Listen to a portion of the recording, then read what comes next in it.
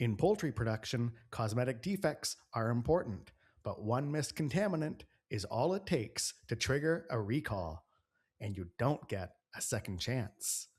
Contaminants such as gloves, plastic fragments, wood, etc., pose real risks. Sampling programs can't prevent what they never see, and human inspectors can't possibly match the precision of automated systems. Not every issue becomes a recall, but the ones that do are costly. 100% inspection matters.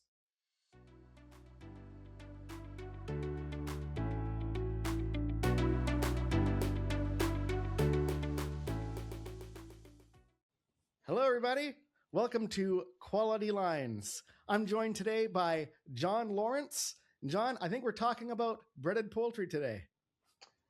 That's what I heard. Yeah, absolutely. Well, thanks for joining us. So we go back, and for everybody who's listening, John is the one who first hired me into this industry back in 2016.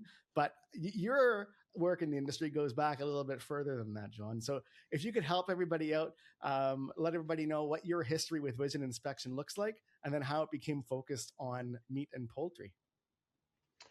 Yeah, I mean, you got to go back to, I guess, the year 2000. We were doing medical imaging back then, and then I segued into food imaging for a company called Diapix, and that was 8 years doing food inspection, everything from soup to nuts, literally. And then we started Sightline 2008, 2009, and put in another 16 years there. So yeah, I've been in the food inspection business for longer than I care to remember. So, yeah. Nice. And I'm guessing you've seen the vision inspection technology change quite a bit over the last few years. What would you say is the kind of biggest jump or the biggest innovation? Well, like a lot of industries, the whole AI thing. I mean, we went from a technology where we're taking pictures and then extracting 100 measurements from those images. Old school measurements, lengths and width, heights. Pattern detection was always the challenge back in the day, right? How do you tell if something's mottled or lumpy? Those things that people are good at, finding outliers. Now AI has changed all that. So AI has basically allowed computers to do those kinds of human type measurements. Is this too lumpy? Is this too mottled? Things that used to be incredibly challenging from an old school measurement perspective now are so much easier using AI. So AI is probably the biggest change in the last 20 years. The first big change was going from black and white to color cameras. That was a big one, but that was 20 years ago. AI is the biggest change in the last 20 years since then. Yeah. I remember whenever I first started, we'd get a lot of customers asking if we could find like an M, for example, on top of a product. And that was always Right. kind of difficult. Right. I'm guessing now that's definitely a reality for everybody, right? Yeah, the ability to use AI to learn patterns kind of the way people do. You can teach it a specific pattern, or you can teach it to look for something that isn't normal. So you can kind of use both sides of the coin there. So it's incredibly powerful, especially for products like poultry, because they're so variable, right? The input is so variable. Every chicken is a different size and shape. And of course, the end products are that's highly variable because, they're cut differently and there's a lot of handling. It's very, very useful for protein products because of the variation in the input and in the output.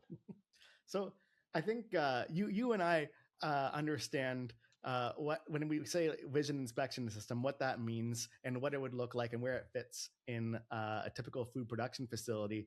But I think some of our listeners perhaps have never seen a vision inspection system before. So could you kind of give like an overview of what do these systems look like, where do they fit in the line, and kind of what they do? Yeah, for sure. I mean, the basis of any vision system is a camera, of course, but cameras also require lighting.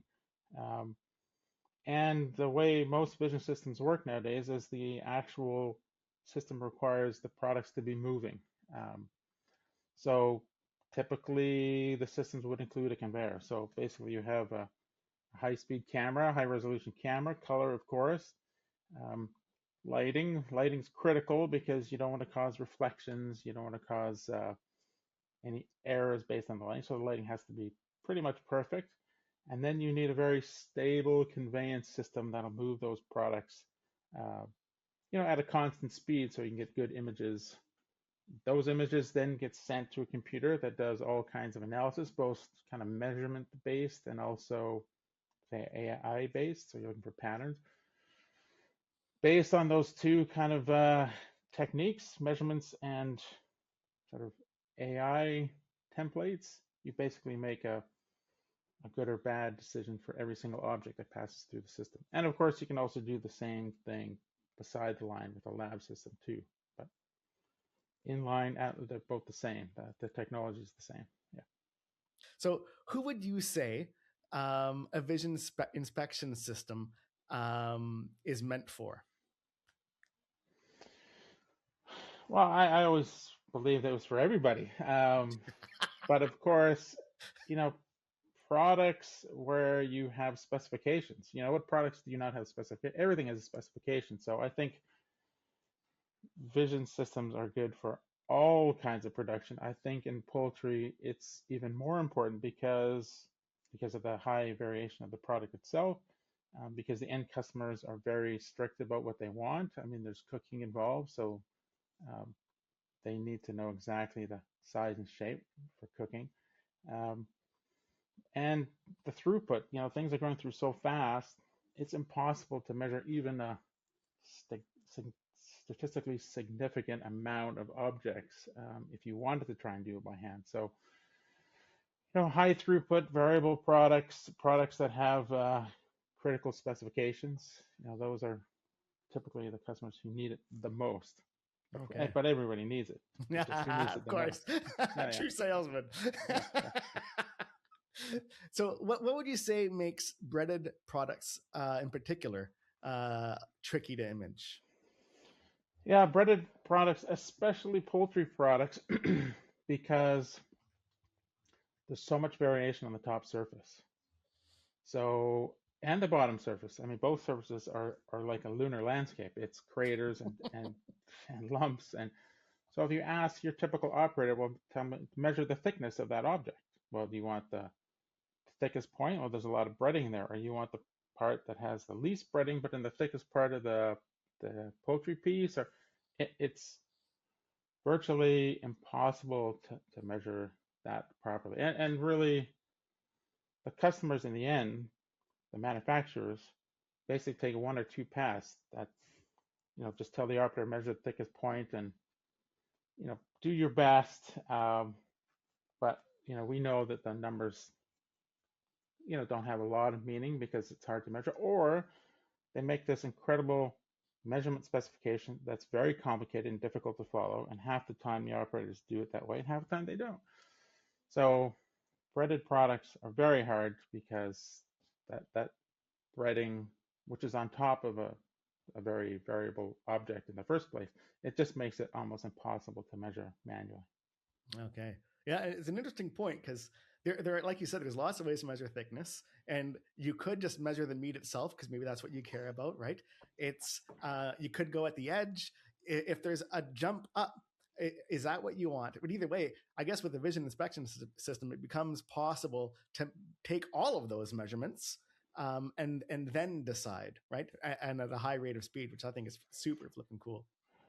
Yeah, and there's two ways to approach it. I mean, I used to ask our customers, I mean, tell me the way you measure it now, and we'll try to replicate that, or tell me the way you really want to measure it, and we'll do that. Yeah. And there may be a step change, like you said, that hey, this is the way we've always wanted to measure it, but we thought it was not possible.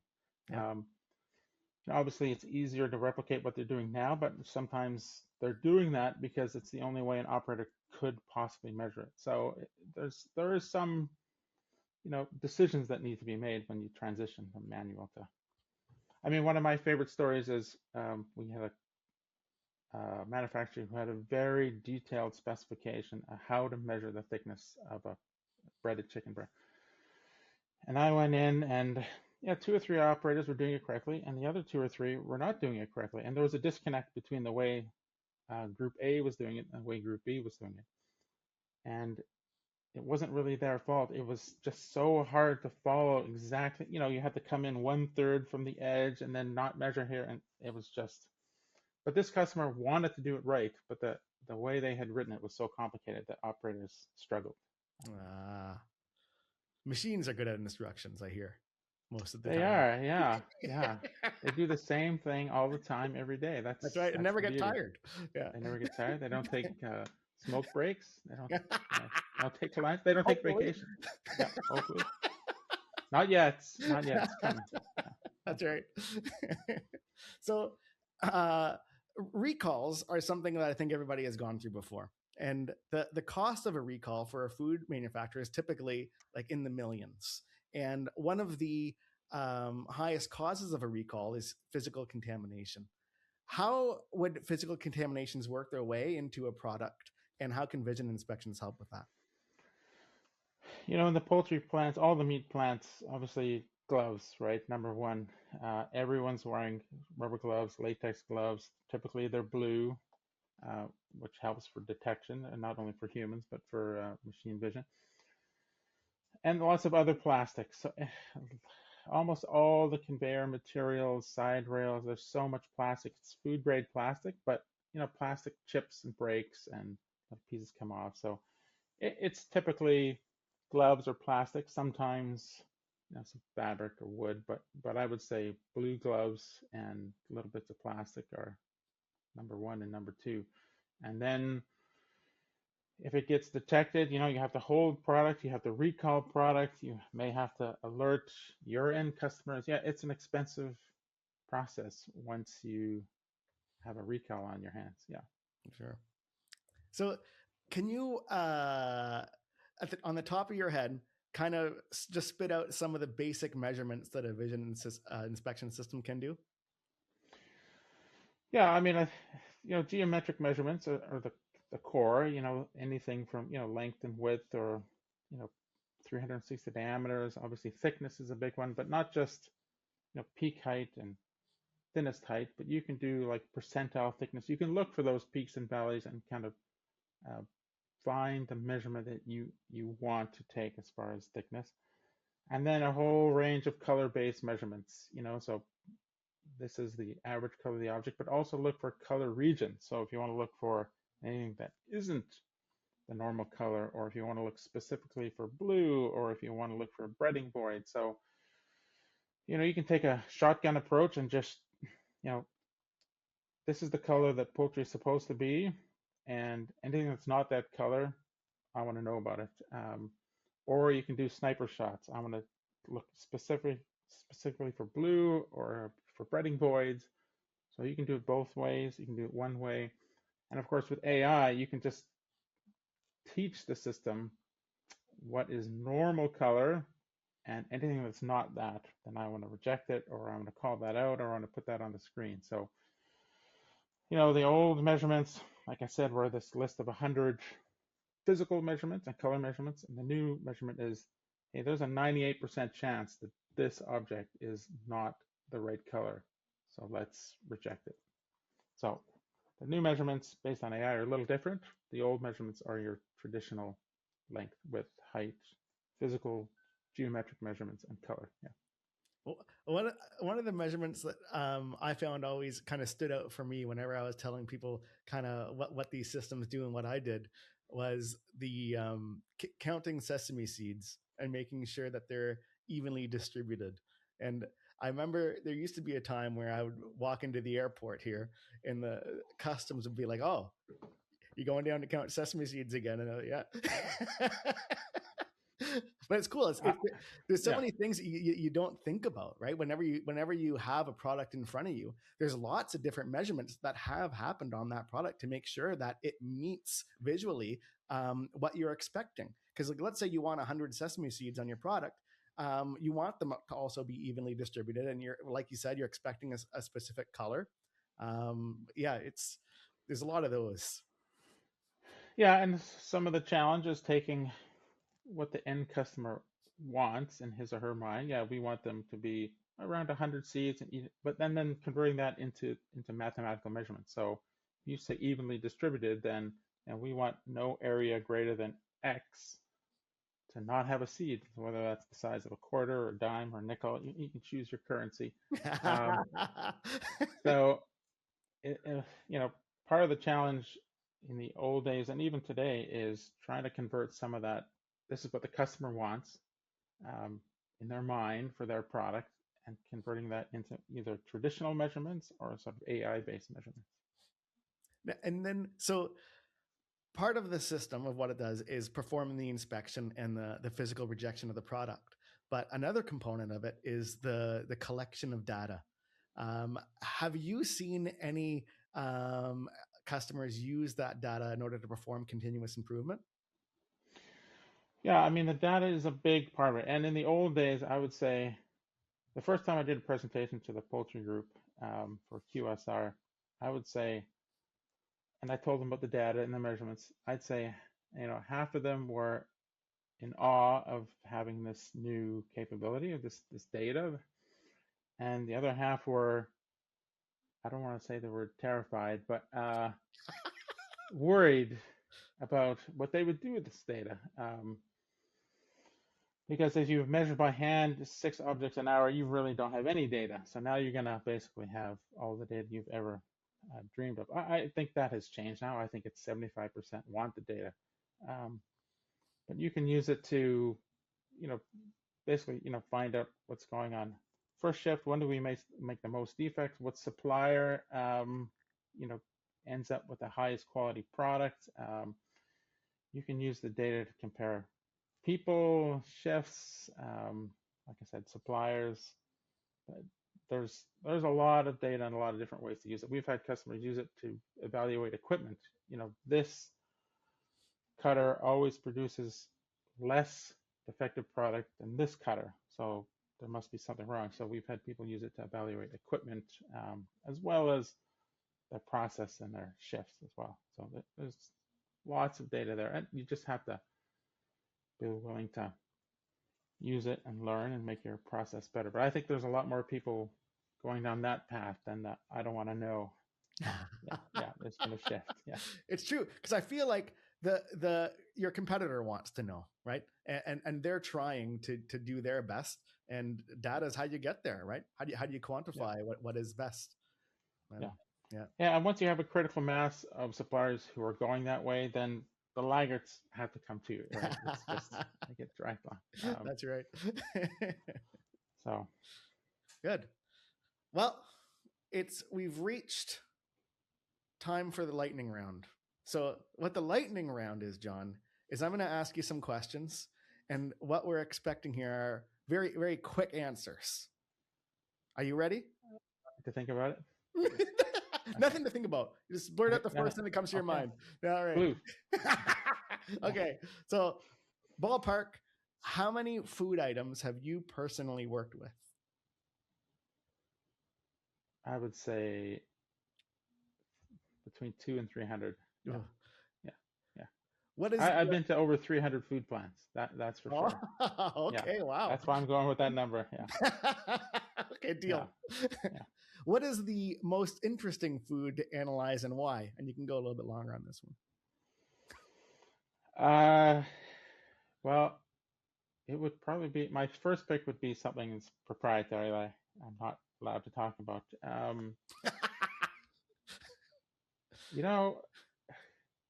The cake pops for Starbucks, that was a fun product. Yeah, we had to 3D print a special holder to make the cake pop go through, because obviously they won't stand up on the stick, right? So yep. That was an interesting product to test. Yeah. I guess, because like you said, they have to be, and they're delicious. They're delicious. Right. Here you go. So, speaking of food, what's your favorite food and restaurant? Oh my.